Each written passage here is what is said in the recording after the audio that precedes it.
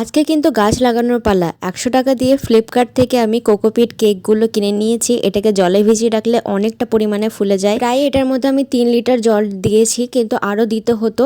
যতটা প্রয়োজন আমি ততটাই কোকোপিট নেওয়ার জন্যই আমি জলটা দিয়েছি। তো যখন একটু ভেজা ভেজা হয়ে গেছিলো তখন এই হাঁড়িটার মধ্যে আমি ভরে নিলাম। তারপর যে কন্টেনারটা ছিল প্লাস্টিকের সেটাতেও ভরে নিলাম। আর এই হাতিটা অনেকদিন আগে বানিয়েছিলাম, তো এটাও একটা দইয়ের হাঁড়ি ছিল, সেটা দিয়ে কত সুন্দর ছোট ছোট 4টে পা করেছি।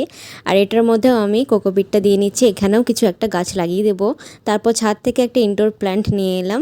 বড় দইয়ের হাঁড়িটার মধ্যে এই গাছটা লাগাচ্ছি। আর হাতি আর বুদ্ধদেবের মধ্যে আমি চিয়া সিড দিয়ে তার উপর কিছুটা কোকোপিট দিয়ে ঢেকে জল দিয়ে স্প্রে করে দেবো। এইগুলোর মধ্যে যেহেতু ফুটো নেই সেই জন্য এমনি জল দিতে পারবো না, স্প্রে করে জল দিতে হবে। আরও কিছু ফুলের বীজ ছিল যেগুলো আমি কন্টেনারের মধ্যে দিয়ে কোকোপিট দিয়ে ঢেকে দিয়েছি। তারপর জল স্প্রে করে দিয়েছি। এটাকে প্রতিদিনই 2 বার করে স্প্রে করতে হবে। গাছগুলো যদি দেখতে চাও তাহলে সাবস্ক্রাইব করো। বাই।